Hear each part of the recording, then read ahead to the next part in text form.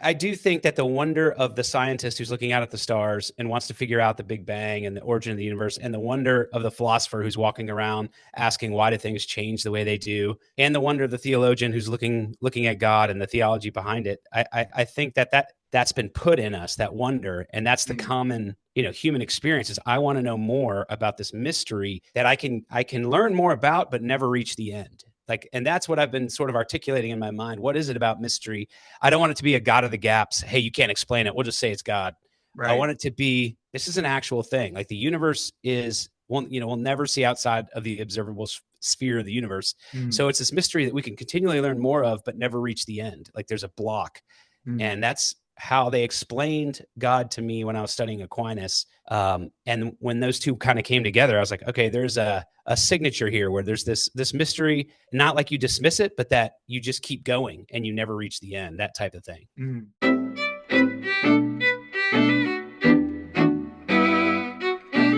I'm going to introduce you properly here, as if we were doing a podcast and not just having a casual conversation. Okay. Okay. This is In Conversation with Frank Schaeffer. My guest is Brian Cranley. Do I say that correctly? That's correct. Yes. Brian holds ABS in biomedical engineering and a master's of divinity. He runs a thriving medical device company and is the author of a book that I've got right here called The Call of Wonder: How the God of Reason Created Science in His Image. And this is an advanced copy. I don't know if the cover itself on the final book will be the same or not. Okay. Yep, got that. These are the final ones, and they look pretty much the same. So yeah, okay. So mine says advanced copy. Anyway, first thing I want to say is that I read the book, finished it today, enjoyed the book, and I want to show you something here. If you can see how dog-eared that is. Can you see? Wow. Okay. That's awesome. So when I say I read a book, I mean I read it. I'm not one of these skimmers that pretends he looked at something. He read a publicity note and interviews you and gets, and then basically you find you've got to interview yourself. Yeah. Because this idiot knows nothing about what you wrote. This is not me. I did read it. I'm going to have to put my glasses on and set it up. So I'm going to talk about this book and just say the kind of deep background for me is that having grown up in a well-known evangelical family, with my dad being Francis Schaeffer, and my own background of having actually left the evangelical faith that I was brought up in and moved steadily away from Christianity altogether, but not in a cultural sense. In other words, maintaining a great appreciation for what I'll call the gift that Christianity bestowed upon Western culture, albeit with many a caveat of the downside, which a lot of people in academic circles are concentrating on these days, whether it's colonialism or slavery or racism and so forth. But before I get into your book, I just want to talk about Ross Douthat's book, Believe, that he wrote recently. And he's a columnist for the New York Times. He's a conservative Roman Catholic. And he wrote a book that is not exactly like your book, but is similar in the sense you're not making an argument specifically for Christianity.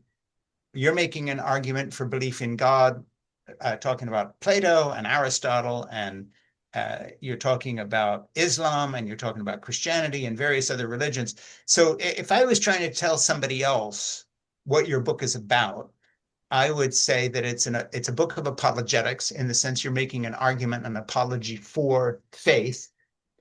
You come across as a Christian in this book. I'm presuming you're a Christian of some sort from having read the book, and perhaps an evangelical bent or background. Is that correct? Actually, Catholic background. So all my seminary was in Catholic seminary. Yeah, that's where I got the philosophy. But are you? Yeah, and I saw that in the book that you were at a Catholic seminary. But I don't know whether you came at that as an evangelical background, or as a convert, or raised as a Catholic. Raised as a Catholic. Yeah, okay. My family's all still. Yeah, because Ross Douthat's book, Believe, is couched in his sort of evangelical past, and then he is a convert to Catholicism, as a bunch of people are who have written, with great passion about Catholicism, but also about faith. I think somehow the conversion experience set some of these folks up to be, arguing with themselves or with other people in a good way, very passionate about faith. So my first question was related to that, which is why I asked if you had, converted or grown up with this background. You're atypical in the sense that one of the the things that happens with Roman Catholics and also with Orthodox people. I went to a Greek Orthodox church for about 25 years, is that a lot of people who are quote unquote born in the faith don't bring that kind of convert passion of wanting to write a book on apologetics, making faith and science reasonable to each other.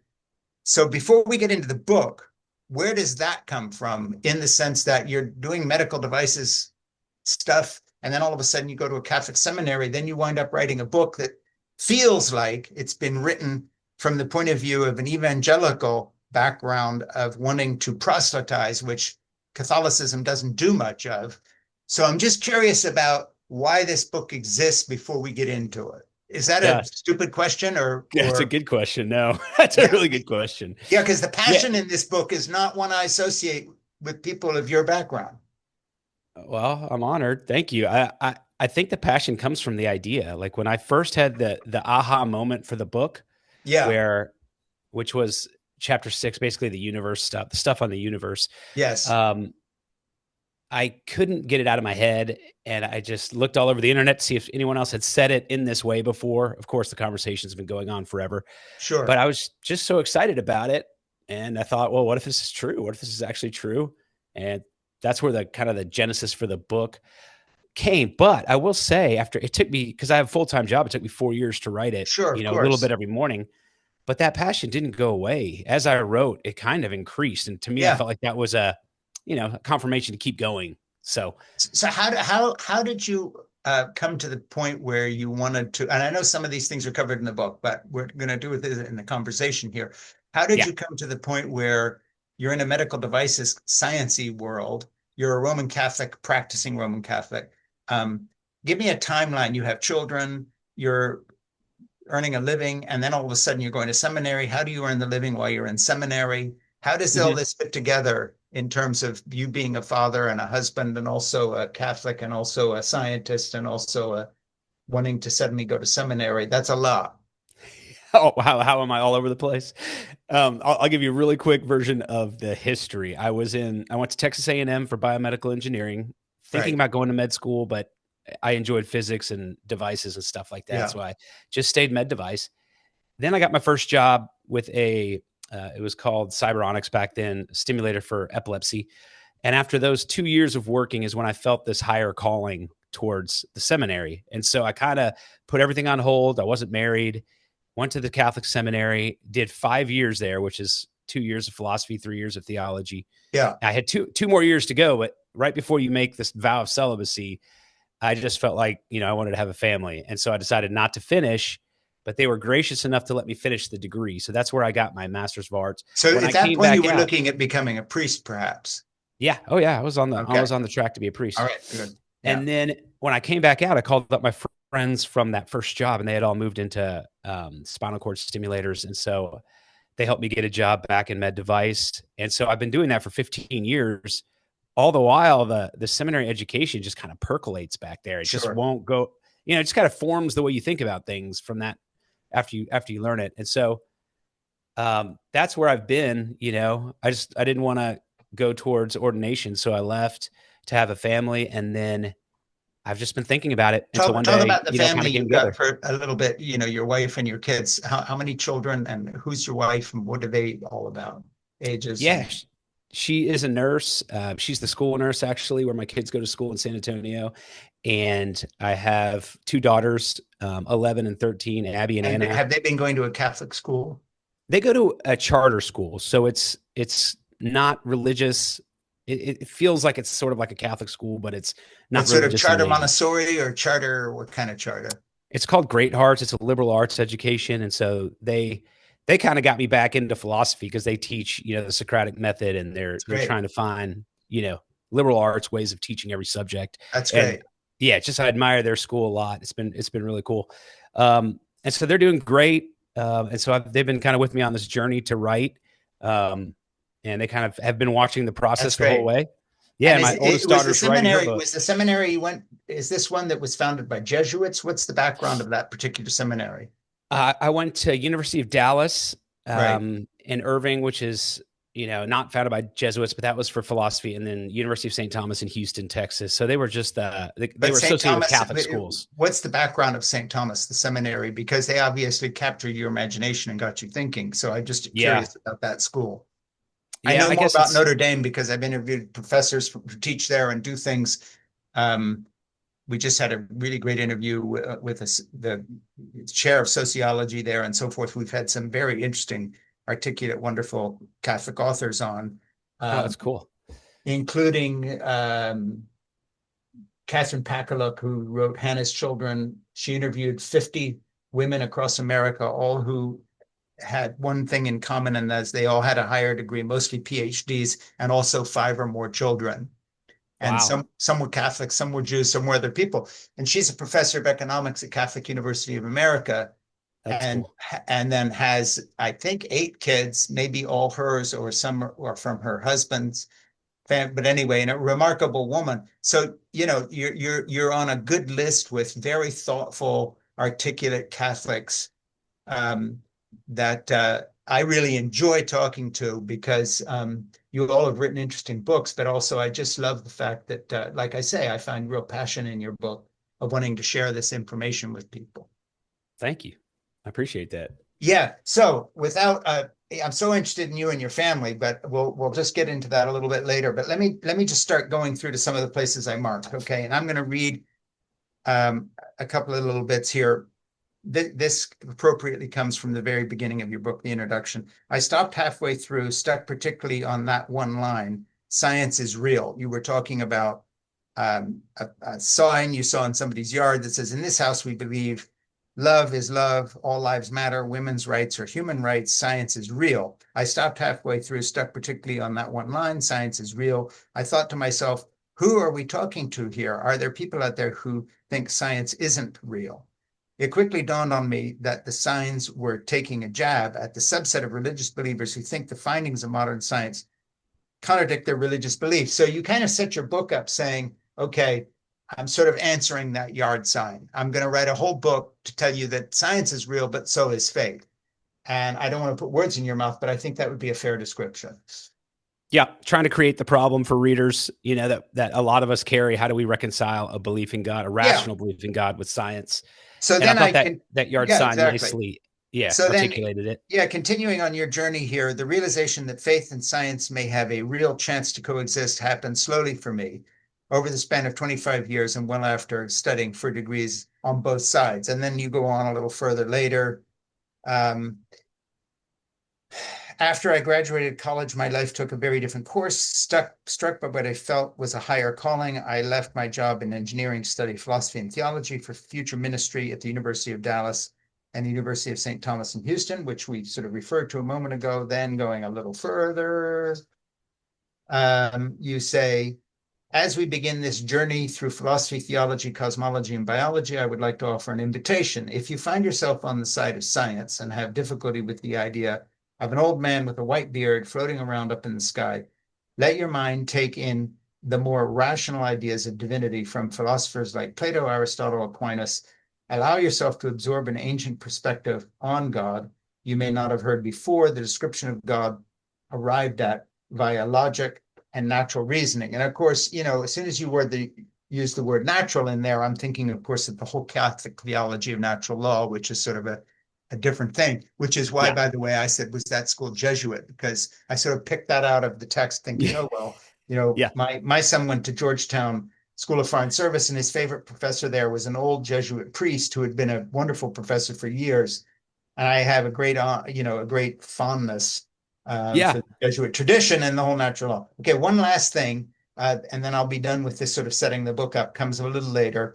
2 things have helped me tremendously in finding a reconciliation between the worlds of faith and science. The first is the experience of wonder, and the second is the common language of logic and reason. And I love that paragraph because it sort of sums up the way I look at life. Although I am not a Christian, I would describe myself as an atheist who prays because I'm not a logical person either. And people ask me, well, then why do you pray if you're an atheist? And I say, well, that's how my mom raised me. You got a problem with that? I mean, what are you expecting? Some great treatise on, how this Yeah. all works together. So, but I love this thing here, and I just want to read it again. The first is the experience of wonder. The second is the common language of logic and reason.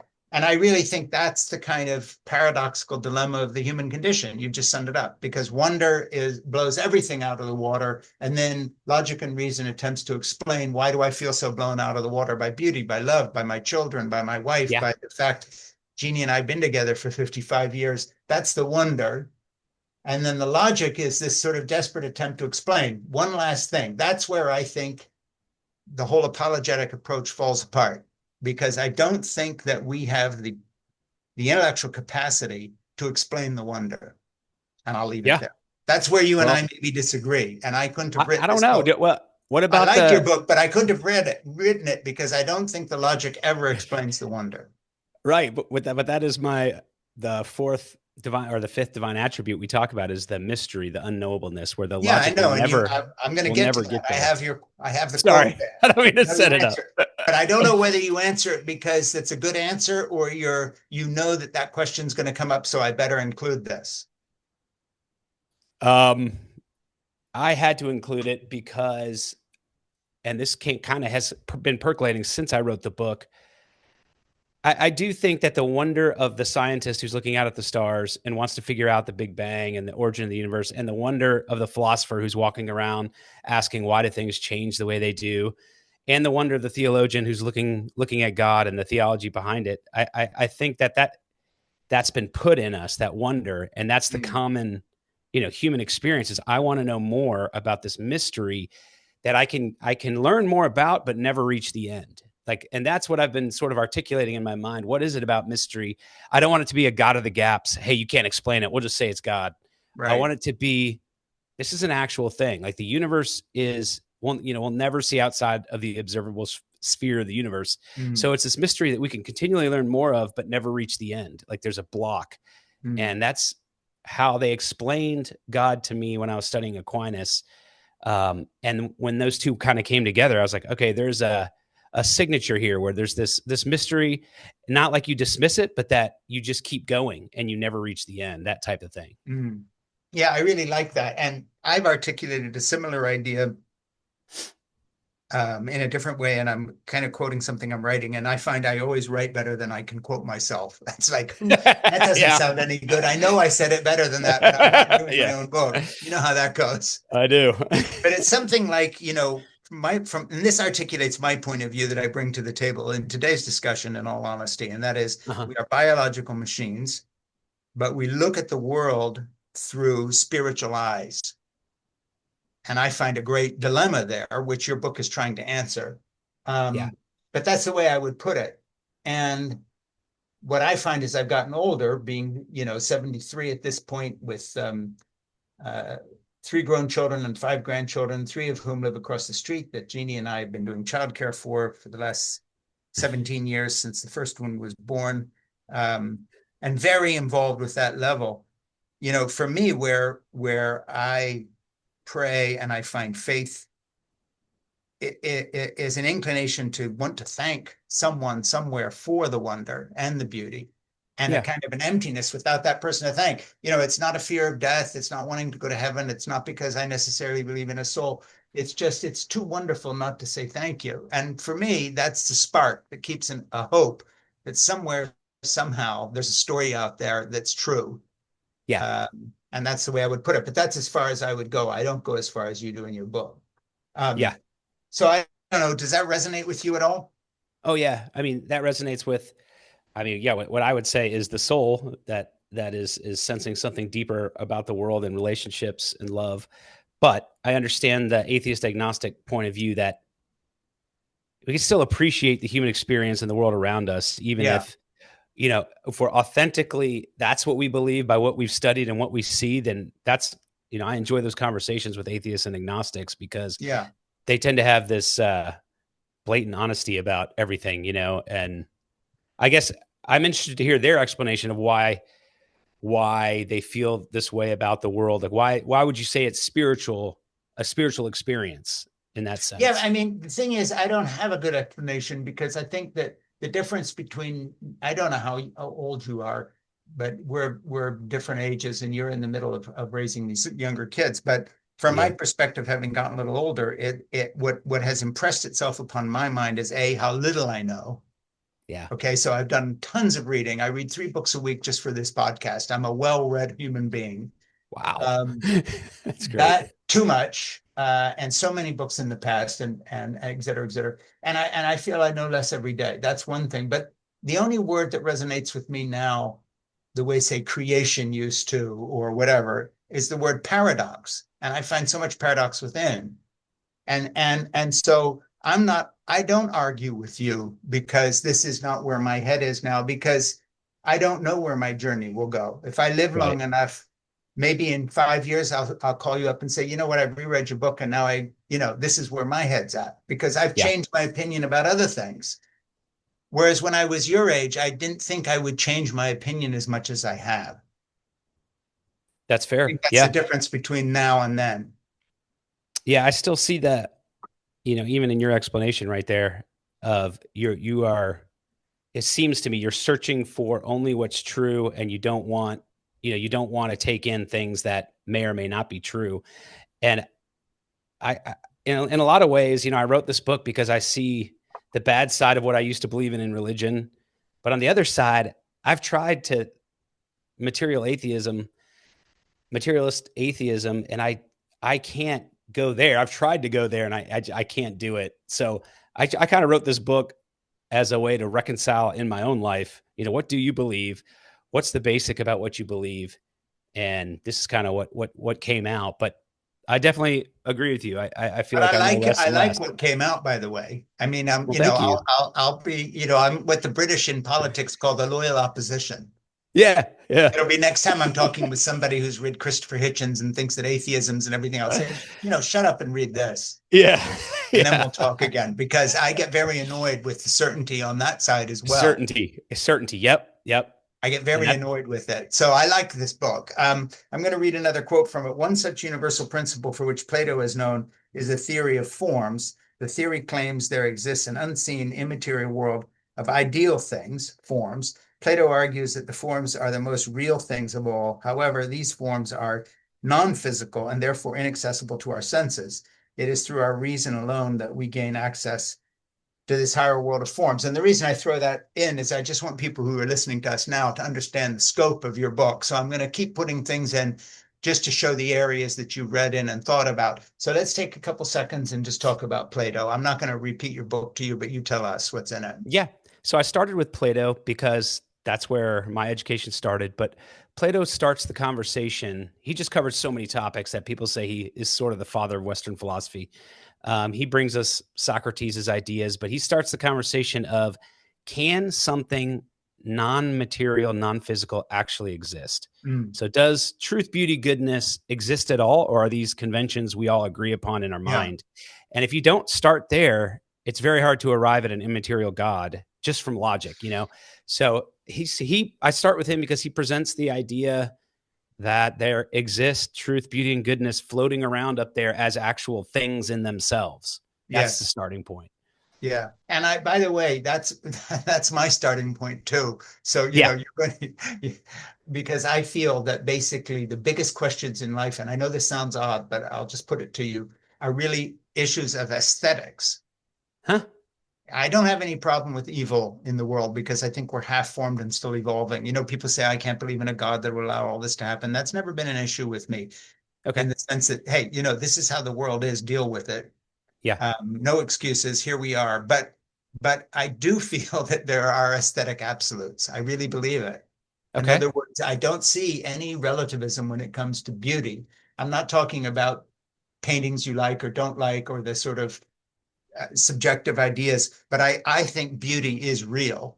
And I think there is such a thing as beautiful and such a thing as ugly. And I think those are absolute. And I think that in a way, that's a greater argument for morality than any of the arguments about morality. So I Gotcha. don't think that evil is wrong because evil's wrong. I think evil is wrong because evil is ugly. And I think Yeah. the starting principle of all creation, if you want to use that term, is beauty. And that's, to me, it's the gobsmacked wonder again. It Uh, is. Yeah. That's actually and I beautiful. really feel that. That's So I beautiful. love that. I mean, and I see, I'm with you on that, and I'm with Plato on that. Let me just go to another quote here.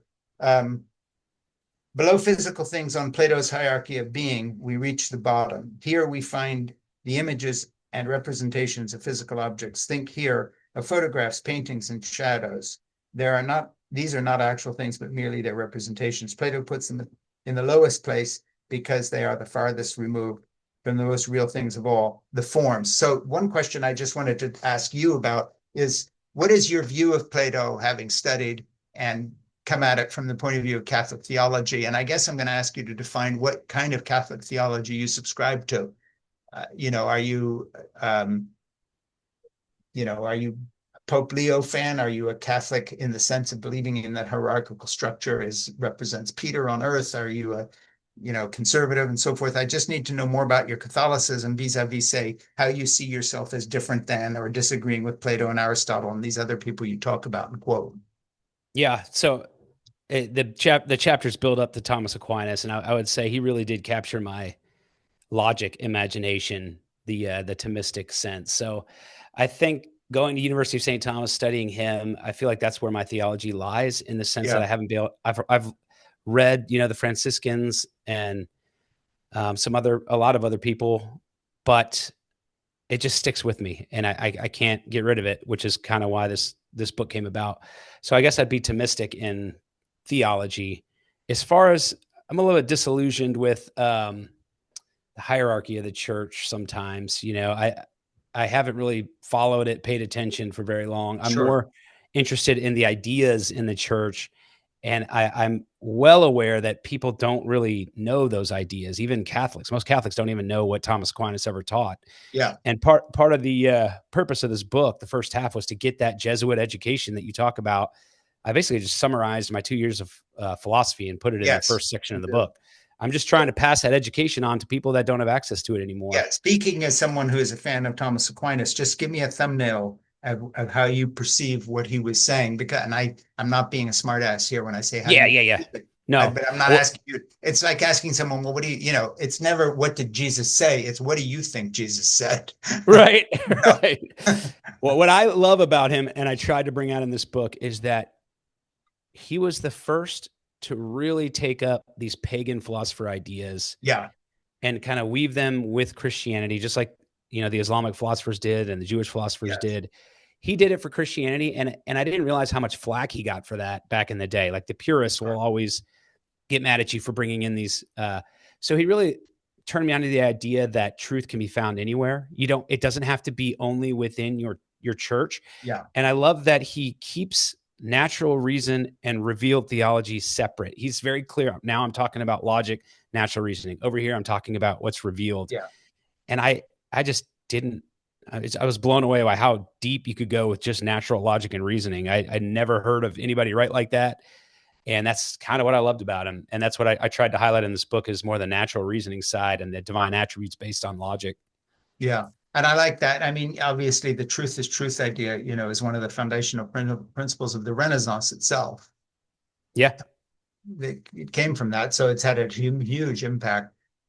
Somebody just texted a question here, a viewer question. How does Brian discern which desires are incorrect desires, which are correct desires, and which are to be acted upon? So I guess, we go from theology and science and religion into just the idea of, this person brings up. So I'm going to ask you that, not because it's one of my questions, but Yeah. why not? We have somebody ask you a question. That's funny, because that's the exact topic of my second book that I'm working on. So Oh, yeah. I won't All talk right. about it Well, too take much, this but as, hey, you're not a Protestant, but we'll just call it a word of prophecy. a word. Yeah. Well, Yeah, you I got a would say word. the answer to me is peace. If you can get stillness and peace and keep it, and if you can follow peace, once you get to this baseline of this deep peace that I believe God gives you from, following, I guess, where he's trying to lead you, whenever that peace leaves, then you need to stop, think, am I moving in the right direction? Is this correct? And so that's kind of my personal gauge, is just peace. And that's what book 2 is going to be about, is book 1 is about the intellect, the wonder of the mind, thinking about God. Book 2 is about peace in the will when you choose God. What I like are that. the I two like that. experiences? Yeah. Yeah, I Which is think that another Aquinas idea, in like that's the a will. different answer than probably anybody's expecting, but I think it's a good one. Let me Yeah. turn forward in your book. I've got all these passages marked. I want to take advantage of some of them I'm just here. honored you read it all Hey, so you know what? quickly. You don't That have to was be quick. honored, it's my day job, as I say. Yeah. Yeah. Aristotle introduces the unmoved mover. So we're moving on here to Aristotle and Yeah. his explanation for the origin of movement and change in the universe. The unmoved mover, also known as the prime mover or the first cause, is a divine being who exists in the heavens, a non-physical place out among the stars. The unmoved mover transcends the physical world while still maintaining an effect on it. And again, I want to come to you here. I find it very interesting that you put down what these philosophers taught, Aquinas and Aristotle and Plato and so forth, but then also I just want to dive a little deeper into where are you on this? In other words, when you write this sentence about Aristotle, are you sort of saying, yeah, this is how I see things, or just this is an interesting departure point? How do you feel that fits with your Thomistic Catholicism? Yeah, so the unmoved mover argument is for me when I was trying to think about why can't I move to atheism, that argument, the first cause, the unmoved mover, something that stands outside of all time and change, logically had to be the cause of any time and change if there was nothing. So the combination of science of the Big Bang and the realization that space and time had a beginning, combined with the philosophy of the unmoved mover, is what's in the back of my head preventing me from going to atheism. And so I mean, also personal, experience, but that whole idea is powerful to me because I still haven't found a good. I've tried to, I research a lot. I love religion, kind of like you. I love researching cults. I love researching religions. Why do you believe that? What is the idea Sure. here?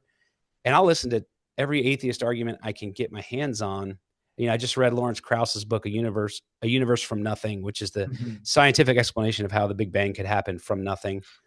And everyone gets to this argument. Even in his book, he's Sure, getting to yeah. this argument because it's so age old. But for me, it's a good argument that I haven't heard a good answer against.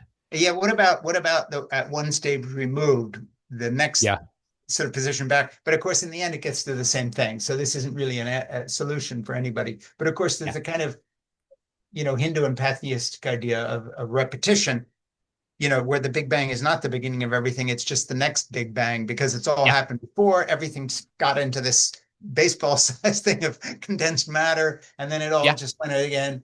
Um, and of course, that still doesn't answer the beginning of the beginning question. In other words, you put it back 1,000 times, you're still there. Right. You're still, yeah. So, yeah. So the two atheist from that book, the two atheist arguments for creation from nothing, just from science is, I believe, I don't want to say this incorrectly, is you have to have a cyclical universe like you're talking Yeah, about that big bangs and then it big crunches back together and then it keeps going. And we just yeah, know of the most recent one, yeah, or an infinite multiverse where we can't see the other dimensions, but this just happens to be, which tries to explain the fine tuning arguments. So you have to have these somehow already existing universes or at least empty space for them to work. yeah. Of course you do. Um, so you do have to make that choice, I guess. But to me, I like the idea. Well, I believe in God, so I'm trying to make it work with Christianity myself. So I like that idea of the unmoved mover, and that science has corroborated at least one Big Bang we know of. Yeah. Well, I'm going to reintroduce you here. This is in conversation with Frank Schaeffer, and I'm Frank Schaeffer, and my guest today is Brian Cranley. And Brian is a sciencey person and a philosopher person and a theologian person, and he earns his living selling medical devices, but he's been to seminary, an interesting guy, and he's written a very, very interesting book that I enjoy, and I'm going to hold it up here. This is what it looks like. It's called The Call of Wonder: How the God of Reason Created Science in His Image. And there it is.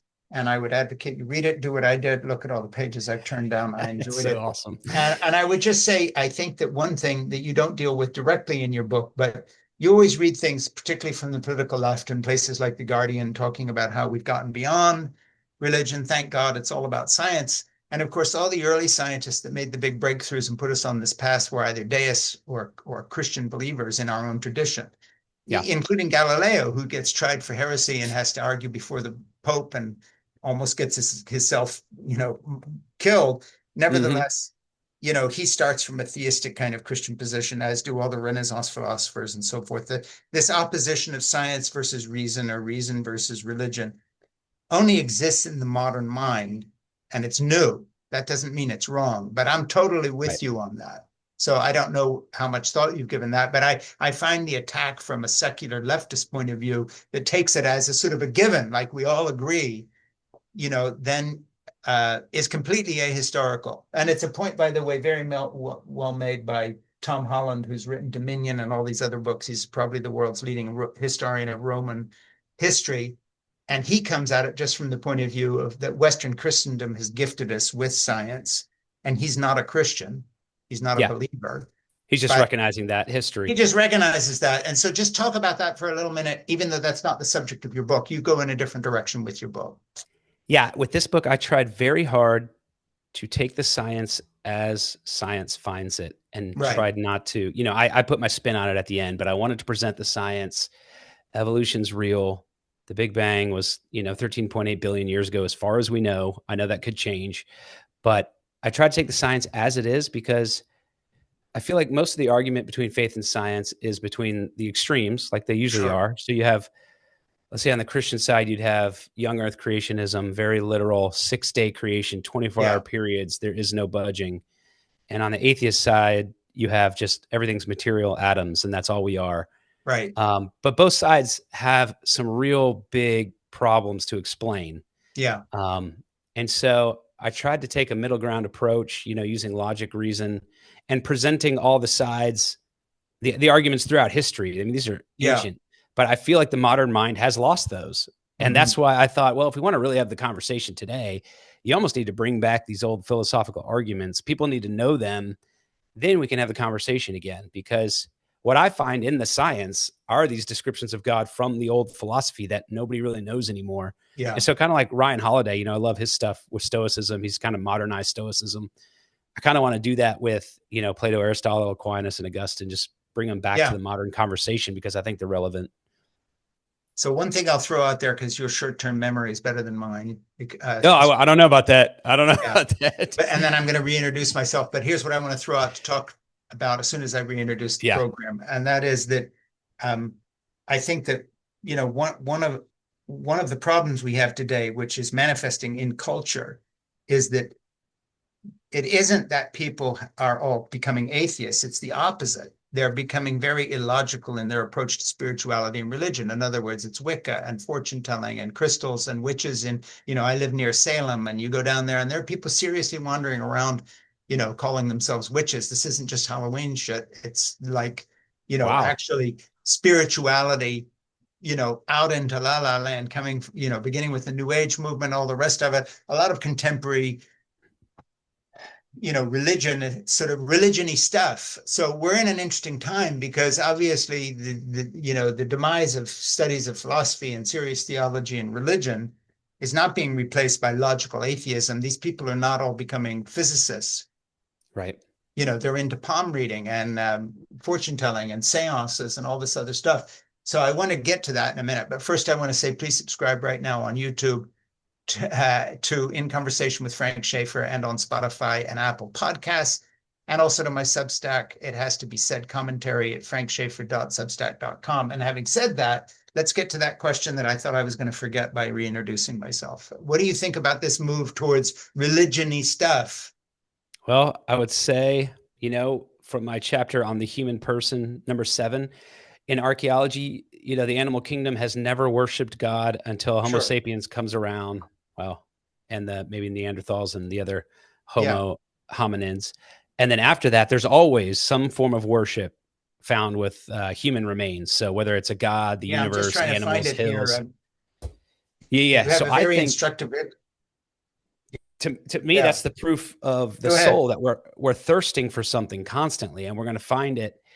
I feel like if everybody tried to be materialist atheist, it would be like, a pressure boiling kettle where you just can't keep it down. Like there's something deeper to life, and the human person is going to find it.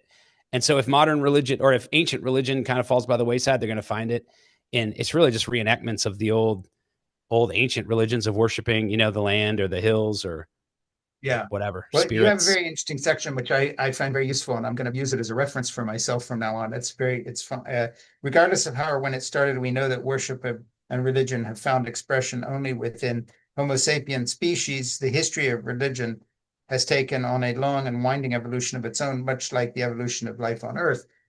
The following timeline offers a quick summary of humanity's development of worship. And by the way, I've done enough reading on hunter-gatherers and other people in evolution to know what you're saying is true here. For anybody who thinks you've made this shit up, I've read it in a lot of different places, but I've never seen a good list like this. Okay. 200,000 years BC, Homo naledi, Naledi, yeah. burial grounds in South Africa. So that's 200,000 years ago. Whatever that creature was, is burying people with some form of ritual and dignity. 100,000 years BC, rising star burial grounds in the Middle East. 70,000 BC, the Soldilo Hills reveal possible animal and land formation veneration. 40,000 BC, the earliest known cremation of human remains, all the way up to 1954 AD, the Church of Scientology is founded by Ron Hubbard. In other words, you've given a very good timeline there. The only thing that I would say, I mean, the only argument against all that I would say is that the sort of delusional and violent quality of Homo sapiens doesn't necessarily lend credibility to shit we come up with. In other words, so we've been doing all this stuff. We've also been clobbering each other. We've also been raping each other's daughters. We've also been, killing women who are, don't have the upper body strength that males have. I don't think the longevity of a particular human habit is a good argument for divinity, because you could just say, yep, that's how long we've been stupid.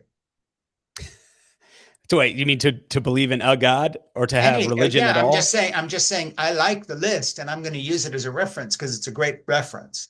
But the very fact that we've always been into religion and gods, just like the fact that everybody's into some sort of spirituality today, to me, doesn't be necessarily they're all hungry for God. It's the same level of delusion that human beings have always functioned under, and that we either evolve out of or we're stuck forever doing this. I mean, it's interesting that it happens everywhere. It's more just an observation that it's almost like we can't turn this, whatever this is, off, whether it's delusion or this desire to worship something. We have this idea of the sacred other that's either to be worshipped or feared, and it shows up everywhere that human beings, are. So I guess the question is more why, and it could be that we're stupid that we've done some dumb things, or it could be that there's something deeper within us that's always searching for that. Yeah, I mean, I'd flip it to another argument where people say, well, human beings are always violent and awful, so let's hope the human race dies out. And it's a great thing that Korea and Japan are all going to go away, and so are we, unless people start having babies. The demographic tables are awful. People aren't having children. Great, more power to them. The Earth will be better off without us. The reefs will come back. Global warming will calm down. We'll be gone because we've screwed everything up. I don't buy that. Any more than I buy the idea that since we've always been religious, there must be a God somewhere. I'm just saying, I don't think in itself being able to put together a list that says we've always been violent and horrible, we've always been evil, or we've always had religion means that somehow that tells us something more about ourselves than we're screwed up, we're semi-evolved. Yeah. I'm going to throw something at you that has nothing to do with your book per se, but I find very interesting from a book that we did, Eve by Kat Bohannon, and it's a science book, and we interviewed her. She has something that's very good in that book that I would sort of toss at my creationist friends, not that you're one of them, but she has a very honest discussion of female reproductive biology from the point of view of just how randomly screwed up it was when females began to not gestate their eggs inside, outside anymore, lay an egg and there it gets born and runs around in the chicken yard 2 minutes later. But these big brain babies formed fully inside the human womb have to be born prematurely because of the big brain and all the rest of it. And it gave me a new sort of angle on evolution or God's creation. And that is just how biologically screwed up and random it is. And basically, the childbirth is so dangerous. How weird is that? When your whole survival depends on the mother and the child surviving. And yet, absent modern gynecology, it was so dangerous that lots of women became nuns with good reason from wealthy families, because if you got married and had kids, you were dead when you were 23. Yes. And so I would just sort of toss that not to you as something to think about, who thinks of this sort of God creator. Yeah. Then it's a very incompetent creation when it comes to the human species in so many ways. My enlarged prostate right now. What the Yeah. hell's that all about? Right. The longer you live, the worse it gets. And I'm not even talking about aging towards death. Similarly, the richer you get, the less babies you're going to have. We're like pandas. And then women's biology is totally screwed up. You know, without the invention of gynecology, women are dead, et cetera, et cetera, et cetera. What do you think about that? I mean, it's such a nonsensical creation to think of this supreme being this incompetent. Yeah, I've definitely heard that argument, and one of the most difficult arguments that's pro atheism is the apparent randomness of everything. You know, if you look at dinosaurs, to us, it just seems like life just evolves on whatever way it wants without any path. There's not a good answer for it in my mind. You know, religion will say, well, we sinned and we live in a depraved world now, and so things aren't what they should be. But if we look at it just from science, it definitely appears random. My answer in my mind, that's one I'm actually still working through, is that one, and the idea of evil, and so much evil and death in the evolution process. You know, so many creatures suffering, dying along the way for millions of years. Those two things I'm still definitely wrestling with, so I don't want to act like I have an answer. But my zoom out is single-celled organism to human. That's the plan. That's that. But the way it gets there looks totally random, which is, you know, it's a problem in my logical mind when I'm trying to work and also through it. creates a lot of crazy suffering. Yeah, exactly. I mean, it's a mess. Mm-hmm. But I don't buy that argument in the sense that, in the same way that my left-wing friends who used to be Marxists and now there are other things, or they're voting for AOC, or think that Bernie Sanders has answers. Their answer always is, you know, when you tell them how communism screwed everything up and so did socialism everywhere it's been tried, their answer is, well, it's never been done right. Well, Christians are the same. They say, well, if it wasn't for sin, you know, we fell. And so, of course, human gynecology changed. That is a really, you know, that's very, because there was so many billions of years before we got here. So if sin was the start of death and suffering for everything, including non-human creation, then how do you explain, you know, dinosaurs eating each other and their teeth marks? I mean, you basically have to come back with a 6,000-year-old creation like Russia. And, you know, if you buy into that, you really are mentally ill, obviously, because you really do reject science. And I don't mean you, but one. And that's where so many fundamentalists are at. Huge jump, not in your book, but I can't avoid this because we're living right now in 2025 in the second Trump administration. 83% of white evangelicals and a lot of conservative Catholics have voted for him twice. And you have a man in office who, according to any religious teaching, is a vile human when it comes to his own recorded past. How does that, you know, I'm in a jaw-dropping, unexpected moment of my life as someone who comes from a Christian background, knowing that my father was one of the instigators of the religious right, and yet he would be so dismayed by what's happening now on so many fronts. Let's just start with science. I'll tell you a funny story that you'll relate to. A couple months ago, I had some skin cancer cut off my head. Great plastic, wonderful procedure at Mass General. Thank God for medicine. I love medical science, you know, literally, I love them. And my dermatologist, and since you know the trade, because you do doctors all the time, you'll know how different this is. I've seen him maybe a dozen times over the years, and we just have a medical relationship. So I'm sitting stark naked on the examining table the other day. Okay, total power imbalance. He's in a suit and a tie with a white coat and a label at Mass General. And we get into after the examination and everything's fine. He's checking up the healing. And I say, how you doing? Okay. 35, 40 minutes later, we're still talking because I'm an older guy that he relates to and likes, but we've never been friends. And what he's telling me about is how his project he's worked on for 8 years on at Harvard Medical has just lost all its funding for melanoma. And his wife is also at Harvard Medical working on a cancer project that she's been in for 12 years now. heading up a team there, and she's just lost all her funding. She originally comes from Russia. Okay. And recognizes in Donald Trump, not Stalin, but Vladimir Putin. And she says, this is how it started there. And he had tears on his cheeks. This is a 50-year-old guy telling me how his lifetime work to save people like me from dying from skin cancer, the funding's just been cut because Donald Trump doesn't like Harvard University. And it's just man to man, not a young person, but a younger man talking to an old guy looking for a sympathetic shoulder to cry on. And I'm that shoulder, and I'm looking around saying, what universe? Speaking of science, Yeah. when you cut medical research funding because you're pissed off with somebody, you're now into an area that sounds to me like the Spanish Inquisition or something insane.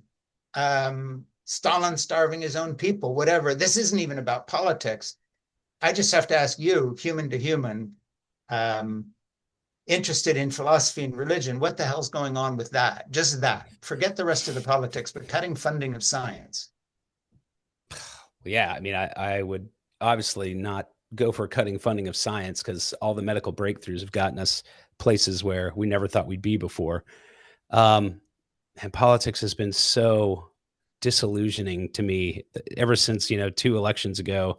I feel like you're forced to choose between two sides that are, you feel like if you try to vote for a third candidate, it's a wasted vote. You feel like if you're not really happy with either side.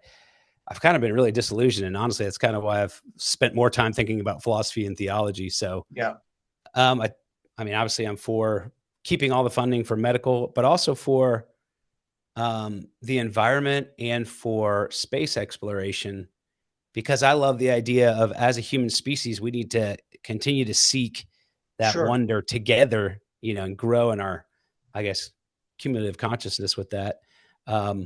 But yeah, I don't know. I don't have a good answer for that. It's just, but isn't this a crazy moment of history to be a father raising 2 daughters or to be a grandfather caring for these kids? Oh, yeah. I have been alive long enough, so I lived through Nixon and Vietnam and Watergate and all the rest of it. And yet there always seemed to be, the word normal still had residency with me. Oh yeah, well, normal is still there. There's this crazy stuff here. Well, we'll get past this. Now I don't know if normal's still there. Yeah. Yeah. I don't know I don't know a way out of the system or how to make it a better system. I don't know what, you probably know a lot more about that than I do, or what are some ideas about fixing the two-party system? Is there a way to kind of move past that? One thing I'm sure of now, and that is that I am utterly done with fanaticism and culture war on both sides. This is what left-wingers trolling evangelicals and Roman Catholics about sexuality and everything else for 50 years, ever since the sexual revolution, as if they'd come up with some bright new way to do things, really screwed us up, because the reaction has gone so far out into right-wing craziness. I don't know if there's a way back. Anyway, that's not what your book's about. I want to get back into the book a second. Okay, you have an interesting thing here. The image of God.